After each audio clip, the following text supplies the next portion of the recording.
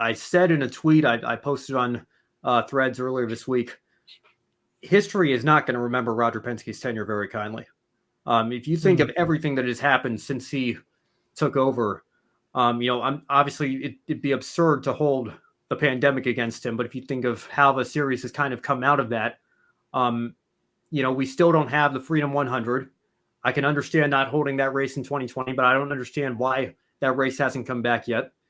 We still haven't had a video game in almost 20 years. It looked like we were finally going to get that one. They were so confident in Motorsport Games that they even signed an exclusive deal with them. They killed the whole iRacing part of that deal, and then Motorsport Games fell apart. So now we're back to square one on that one. I don't think that game's ever going to see the light of day, despite it being nearly finished. The whole team's been laid off. That's a whole debacle. We're still on the same chassis for all intents and purposes. I know we've gone through a couple of different aero kits, but the core chassis itself is still the same DW12 that we're going into our 13th season with. So there's been very minimal, if any, progress over there. And then you talk about the hybrid technology and having to delay that. I mean, it's just been a whole comedy of errors these last several years, to the point where you have IndyCar fans on social media openly saying, yeah, I'm not 100% sure that this series is even going to make it to the end of the decade. And while I think that might be a slight overreaction, I'm not saying I would put money on it.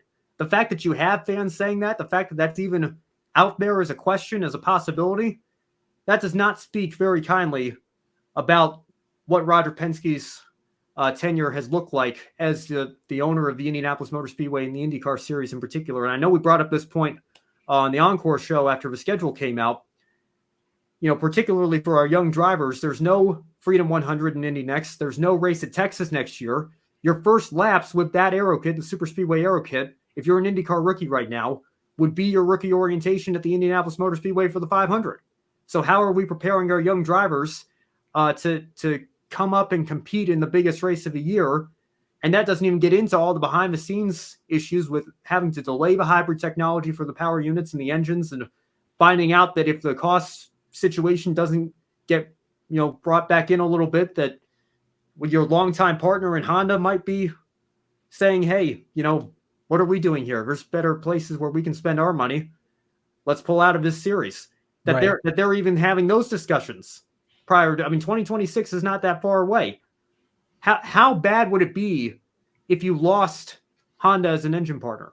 Just picture that for a second. Think about that for just a minute here. Try to imagine the IndyCar series without Honda right now, and all the chaos that would send the teams that run Honda engines in the entire series into. I think unequivocally, when you look at everything that's gone on, in the last week in particular, but even just all throughout Roger Penske's tenure, it has not been a very good one. I still have a tremendous amount of respect for Mr. Penske and all that he's accomplished in the sport as an owner and all that, but as an executive running the show, it has not been very good, and it has particularly been an awful, terrible, no good, very bad week for Roger Penske in the IndyCar series here, based on a couple of recent developments that could spell some very bad news for the future.